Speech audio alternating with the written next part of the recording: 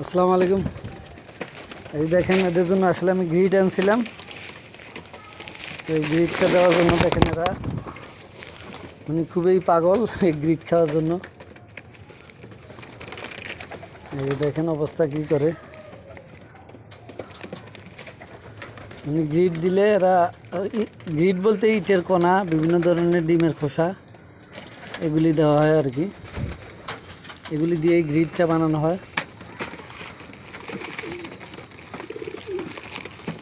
এই দেখুন ওরা গ্রিড খাওয়ার জন্য মানে একদম পাগল পাগল হয়ে আছে।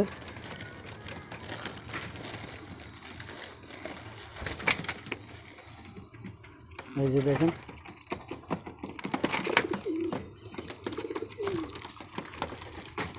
এই যে কিছু উপরেও কবুতর উঠতেছে ঘরটার বাইরে, যে আরো কবুতর আছে এদের।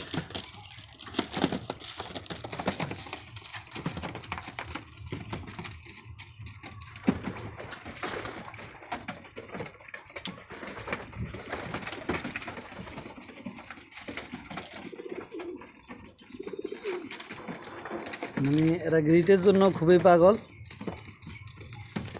ওই যে দেখেন কিছু কবুতর উঠতেছে।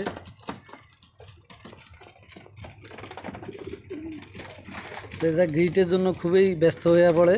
এই যে আজকেও গ্রিট আনলাম এদের জন্য। আসলে গ্রিটের প্রতি ওরা অন্যরকম একটা আকর্ষণ থাকে।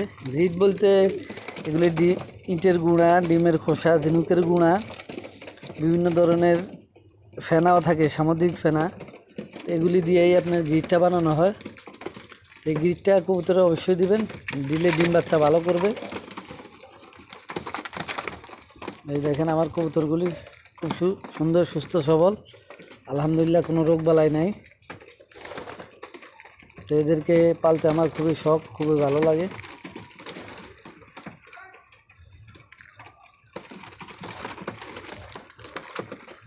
এই যে দেখেন এরা বিভিন্ন জায়গায় ছড়াছিটে আছে, আসলে কেউ আসে কেউ আসে না।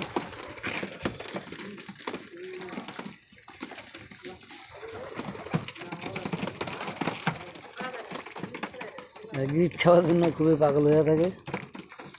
দেখেন এদের কোনো ভয় নেই। আমি কাছে থাকলে এদের আসলে অনেকই ভালো লাগে।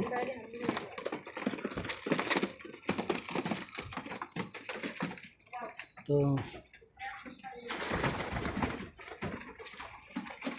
কবুতর আটকানো থাকলে আসলে কবুতরের পরিচর্যা করা যায়, রোগ বালাইতে হয়তো কোনোটা অসুস্থ হলে ধরে দেখা যায়।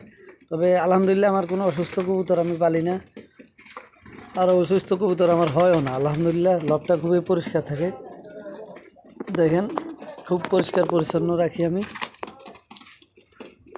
তো এই যে আমার কবুতরগুলি আলহামদুলিল্লাহ খুব সুন্দর। আসসালামু আলাইকুম।